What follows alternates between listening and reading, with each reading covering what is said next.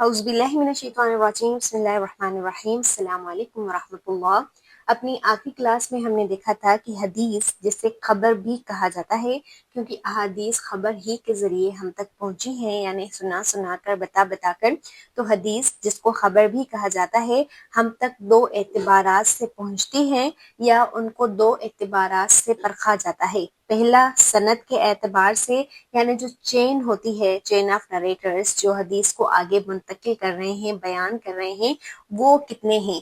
ان میں پہلی جو قسم تھی وہ متواتر حدیث تھی، یعنی ایسی حدیث جس میں کثرت سے راوی پائے جاتے ہوں، ہر طبقے میں، یا چاہے صحابی ہو، چاہے تابعی ہو، چاہے تبع تابعی ہو، یا اس کے بعد کا درجہ ہو، ہر درجے میں، ہر طبقے میں صحابی تابعی اتنے زیادہ ہوں، یعنی 10 20 70 100 اتنے زیادہ ہوں کہ ان کا جھوٹ پر اکٹھا ہونا ممکن ہی نہ ہو۔ اتنے سارے لوگ کیسے ایک جھوٹ پر رک سکتے ہیں، کیونکہ وہ تمام ایک ہی بات کر رہے ہیں۔ تو متواتر وہ حدیث جو پے در پہ آئے، تمام راوی ایک ہی حدیث کو بیان کریں۔ اور متواتر کی پھر ہم نے دو قسمیں دیکھی تھی، ایک متواتر لفظی، یعنی بالکل وہی الفاظ ہوں جو آپ صلی اللہ علیہ وآلہ وسلم نے ہمیں بتائے ہیں یا انہیں بتائے تھے، یعنی رسول اللہ کے بالکل ویسے ہی الفاظ جیسے انہوں نے کہے تھے، صحابہ یا تابعی یا تبع تابعی روایت کریں، اور یہ بہت کم احادیث ہوتی ہیں۔ پھر دوسری متواتر کی قسمیں ہیں معنوی، متواتر معنوی، یعنی ایسی احادیث جن کا مفہوم سیم ہو، مطلب ایک جیسا ہو، بس احادیث میں جو صحابہ یا تابعین بیان کر رہے ہیں ان کے بیان کرنے کے حساب سے ان کا طریقہ مختلف ہو یا الفاظ کچھ مختلف ہو۔ جیسے ہم نے دیکھا تھا کہ عذاب قبر کی احادیث، دجال کی احادیث، یا قیامت کے دن کے متعلق، یا زکوٰۃ، یا سفر کے دوران کی دعا، یا اس کے علاوہ معراج کی جو بھی احادیث ہیں، تو یہ جو احادیث ہیں موت کے متعلق احادیث، یہ احادیث بہت ملتی ہیں ہمیں، یعنی بہت سے صحابہ نے انہیں روایت کیا ہے، ان میں بھی تواتر ہے صحابہ میں، یعنی کثرت سے صحابہ ہیں، ٹھیک ہے، لیکن تمام کے تمام الفاظ سیم نہیں ہیں، کچھ مفہوم وہی ہے، مطلب وہی ہے، لیکن بیان کرنے کا انداز الگ ہے، لیکن پھر بھی ہم اسے متواتر کے ہی لسٹ میں رکھیں گے، یعنی یوں سمجھے حدیث کا سب سے اعلیٰ درجہ جس میں کوئی شک کی گنجائش ہی نہ ہو۔ پھر اس کے علاوہ سند کے اعتبار سے دوسری قسم تھی حدیث آحاد یا حدیث احد، یعنی ایسی حدیث جن میں جو صحابہ ہیں، جو تابعی ہیں یا حدیث کو روایت کرنے والے ہیں، وہ پیدر پہ نہیں ہیں، تواتر کے ساتھ نہیں ہیں، بہت زیادہ نہیں ہیں، کم از کم 3 ہیں، یا کم از کم 2 ہیں، یا کم از کم 1 ہے۔ یعنی اگر ہر درجے میں 3 راوی ہوں، جیسے صحابہ بھی 3، ایک ہی بات رسول اللہ کی 3 صحابہ بیان کریں، پھر وہ 3 صحابہ سے آگے چل کر 3 تابعی بیان کریں، اور آگے چل کر 3 تبع تابعی بیان کریں، تو ایک ہی بات جب رسول اللہ سے ہر درجے میں 3 لوگ بیان کریں تو وہ مشہور حدیث ہوتی ہے۔ لیکن اگر کسی درجے میں 2 آ جائیں، 2 صحابہ آ جائیں، تو اس کو ہم عزیز کہیں گے، وہ حدیث نہ متواتر ہوگی نہ مشہور، بلکہ عزیز کے درجے میں آ جائے گی۔ اور پھر اگر کسی درجے میں، یعنی اگر کسی حدیث میں صرف بیان کرنے والا ایک صحابی ہے یا ایک تابعی ہے، پھر چاہے باقی تبع تابعین بہت سارے ہیں، لیکن ایک درجے میں ایک ہوا تو وہ حدیث غریب کہلائے گی۔ مشہور احادیث، عزیز احادیث یا غریب احادیث، ان میں شک کی کوئی گنجائش نہیں ہوتی، اس کو باقاعدہ پرکھا جاتا ہے، باقاعدہ طور پر دیکھا جاتا ہے، جانچ پرکھ ہوتی ہے، اور پھر ان کو قبول کے درجے میں لایا جاتا ہے، چاہے ان میں راوی کم ہوں لیکن ان میں کوئی نقص نہیں ہوتا، ان میں کوئی گڑبڑ نہیں ہوتی۔ تو سند کے اعتبار سے احادیث کتنی قسم کی ہوئیں؟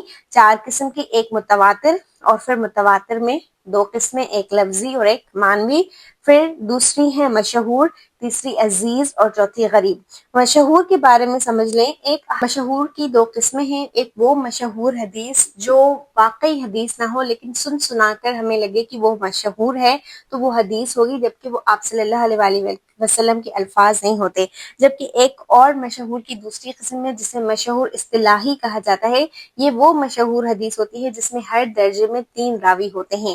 تو وہ بھی ہمیں دیکھنا ہے کہ جو ہم آپس میں رسول اللہ کی باتیں مشہور کر دیتے ہیں، پہنچا دیتے ہیں، پھیلا دیتے ہیں، وہ واقعی رسول اللہ کے الفاظ ہیں یا نہیں ہیں۔ اسی طرح جو غریب حدیث ہے، جیسے ہم نے دیکھا کہ ہر طبقے میں اگر بہت سے راوی ہوں لیکن کسی طبقے میں اگر ایک راوی ہو تو وہ حدیث غریب ہو جاتی ہے. تو اگر سند کے شروع میں ایک راوی ہو تو وہ غریب مطلق کہلاتی ہے، اور اگر بیچ میں ایک راوی ہو تو وہ غریب نسبی کہلاتی ہے. بس یہ کچھ ایسی ان کو بانٹا گیا ہے. ٹھیک ہے، تو غریب وہ حدیث جس میں کسی بھی طبقے میں ایک راوی ہو جائے، اور عزیز وہ جس میں کسی بھی طبقے میں دو راوی ہو جائیں، اور مشہور وہ حدیث جس میں ہر طبقے میں تین راوی موجود ہوں. اور پھر متواتر وہ حدیث جس میں 3 سے زائد ہوں، پھر وہ 10 بھی ہو سکتے ہیں، 20 بھی، 30 بھی. یہ ہم نے دیکھا تھا. اس کے بعد ہم نے دیکھا کہ خبر یا احادیث کو قبول یا رد کیا جاتا ہے، یعنی جو باتیں ہم تک رسول اللہ صلی اللہ علیہ وآلہ وسلم کے ذریعے پہنچی ہیں ان کو یا تو قبول کیا جاتا ہے یا رد کیا جاتا ہے. قبول کیوں کیا جاتا ہے؟ کیونکہ ان میں کوئی جھول نہیں ہوتا، ان میں کوئی ملاوٹ نہیں ہوتی، رسول اللہ کی طرف کوئی جھوٹ منسوب نہیں ہوتا. اور رد کیوں کیا جاتا ہے؟ رد کرنے کی کیا وجوہات ہیں؟ ایک، یا تو جو روایت کر رہا ہے، جو حدیث ہم تک پہنچا رہا ہے، اس کو بھولنے کی بیماری ہے، اس کا حافظہ کمزور ہے، یا وہ خود بددیانت ہے، جھوٹ بولتا ہے، یا جو سند ہے، جو چین آ رہی ہے کہ اس نے ایسے سنا، ایسے اس سے سنا، اس میں کوئی نہ کوئی جھول ہوتا ہے، یا پھر کوئی نہ کوئی چھپی ہوئی ایسی کمزوری ہوتی ہے جس کی وجہ سے حدیث کو رد کیا جاتا ہے، یعنی ان الفاظ کو رسول اللہ کی طرف منسوب نہیں کیا جاتا. کیونکہ ہم جانتے ہیں کہ اگر ہم نے کوئی ایسی بات رسول اللہ کی طرف منسوب کی جو رسول اللہ نے نہیں کہی ہو، اور ہم کہیں کہ یہ بات رسول اللہ صلی اللہ علیہ وسلم نے کہی، تو ہمیں پھر اپنا ٹھکانہ جہنم میں دیکھنا چاہیے. تو اس لیے احادیث کو قبول اور رد کیا جاتا ہے. احادیث کو رد کن کن صورتوں میں کیا جاتا ہے یہ الحمدللہ ہم پڑھ چکے ہیں. آج ہم یہ دیکھیں گے کہ احادیث کو قبول کن صورتوں میں کیا جاتا ہے، یا جو احادیث قبول کی جاتی ہیں. ایک تو ہم نے دیکھا اگر متواتر حدیث ہو تو اس کو قبول کیا جاتا ہے، اگر مشہور ہو اس کو بھی قبول کیا جاتا ہے، اگر عزیز یا غریب کے درجے میں آئے تو ان کو بھی تحقیق کے بعد قبول کیا جاتا ہے. لیکن قبول کرنے کی کچھ اور شرطیں بھی ہیں، آج ہم ان کو دیکھتے ہیں.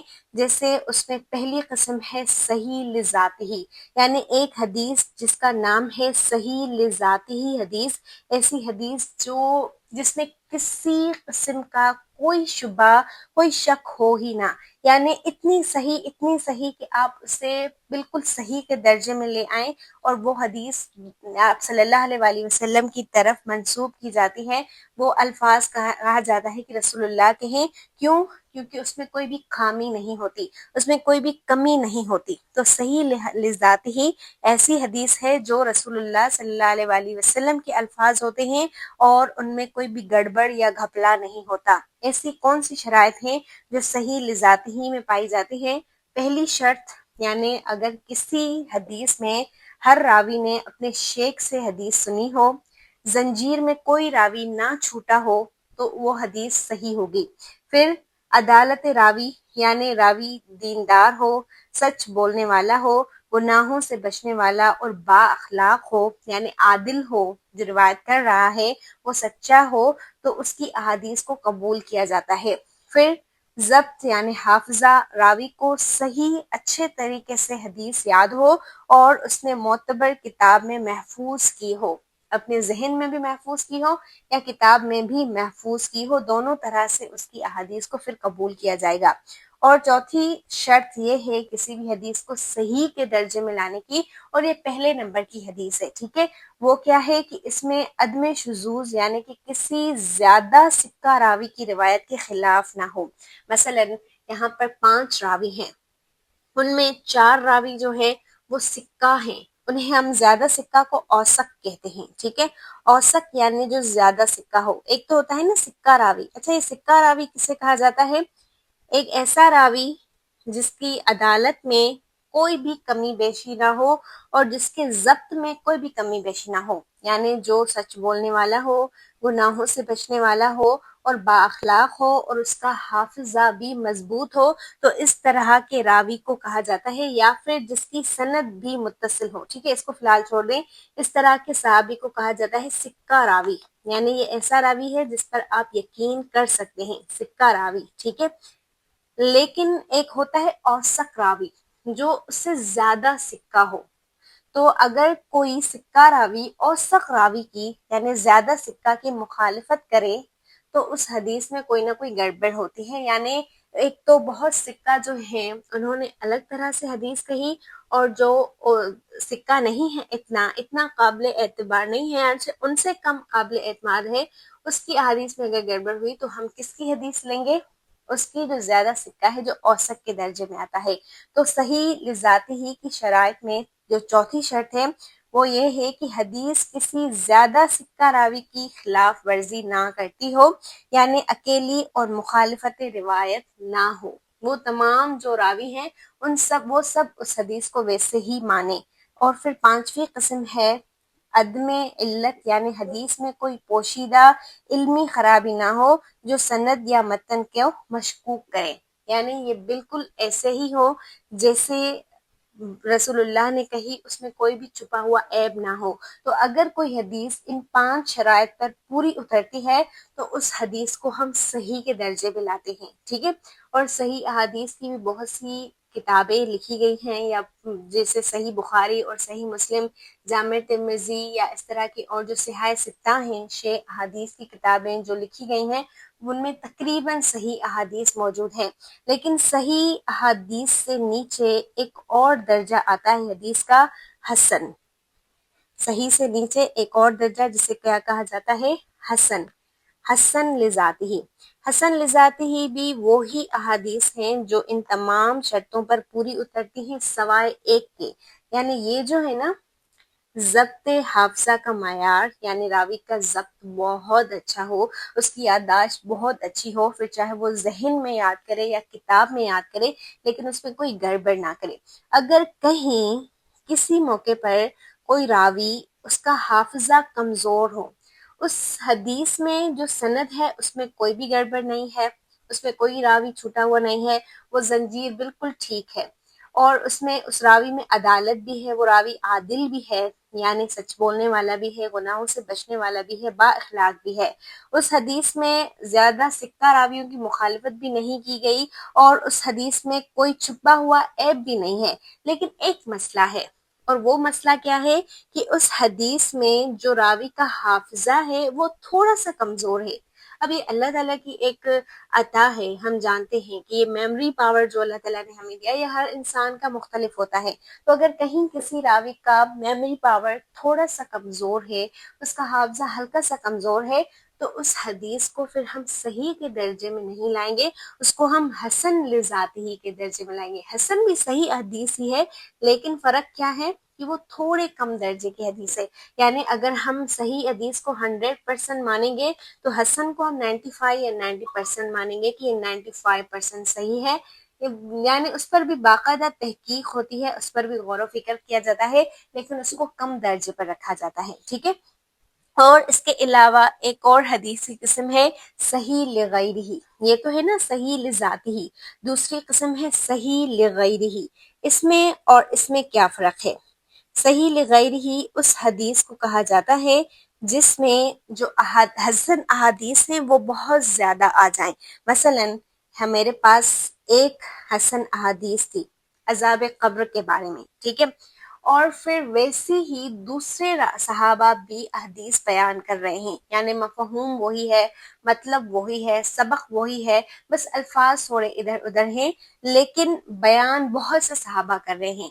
ایک حدیث کو مختلف راویوں کے ذریعے ہم تک پہنچایا گیا ہے، یعنی ایک ہی رسول اللہ کی بات کو 10 لوگ بیان کر رہے ہیں، تو وہ حدیث حسن سے بڑھ کر، پھر چاہے وہ کمزور ہی ہوں، کمزور حافظہ والے، لیکن وہ حسن سے بڑھ کر صحیح لغیری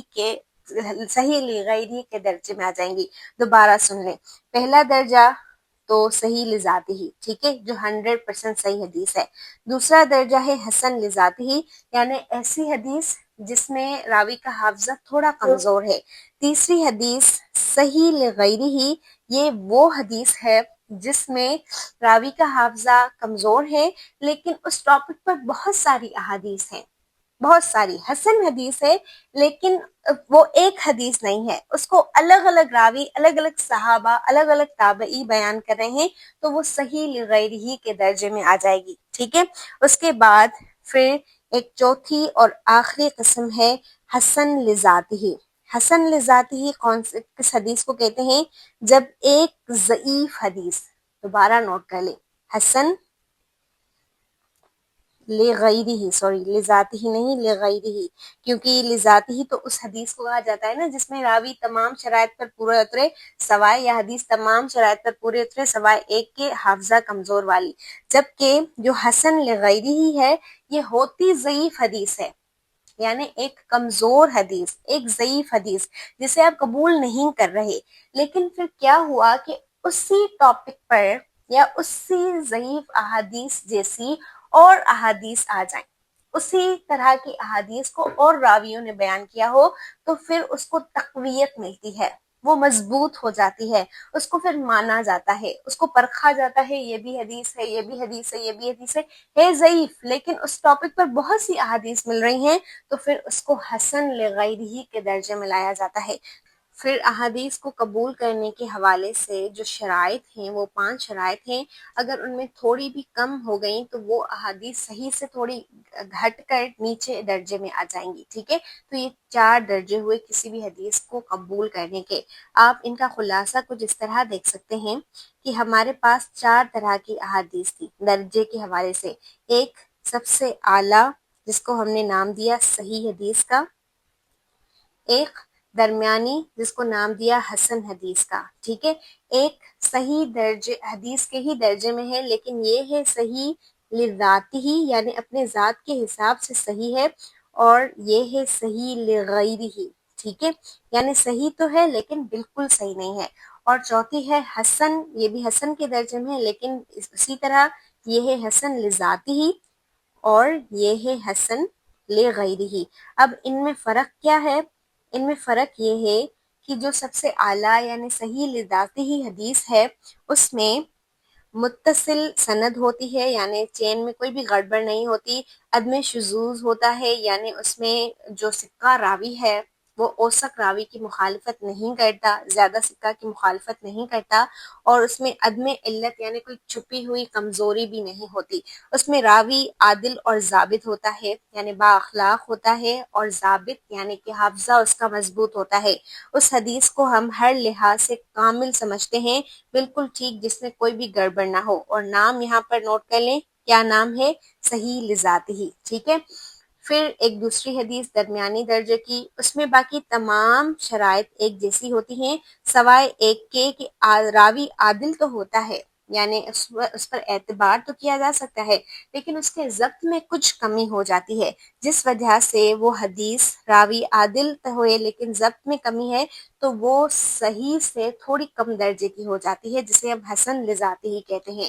پھر تیسرے درجے میں جو حدیث آئی وہ دیگر طرق سے تقویت حاصل ہوتی ہے، یعنی جب حسن لذاتہ ہی احادیث بہت سی آ جائیں تو اس کو ہم صحیح لغیرہ کے نام سے دیتے ہیں، ان میں بھی راوی عادل ہوتا ہے لیکن ضبط اس کا جو میموری پاور ہے وہ تھوڑا کم ہوتا ہے، پھر اس کو ہم تھوڑے سے کم درجے میں لاتے ہیں۔ چوتھی جو آخری قسم ہے وہ ہے حسن لغیرہ، یہ اصل میں ہوتی غریب حدیث ہے لیکن متعدد مشابہ روایت سے اسے تقویت ملتی ہے، یعنی ایک ضعیف حدیث کو الگ الگ صحابہ نے، الگ الگ راویوں نے، الگ الگ تابعین نے روایت کیا ہو تو وہ ضعیف حدیث پھر حسن کے درجے میں آ جاتی ہے، اور حسن لغیرہ کے درجے میں۔ اصل میں ضعیف حدیث جو دیگر روایتوں سے تقویت پا جائے اسے ہم حسن لغیرہ کہتے ہیں۔ تو یہ 4 قسم کی احادیث کو اپنے ذہن میں بٹھا لیں، پھر ہم ملیں گے۔ السلام علیکم۔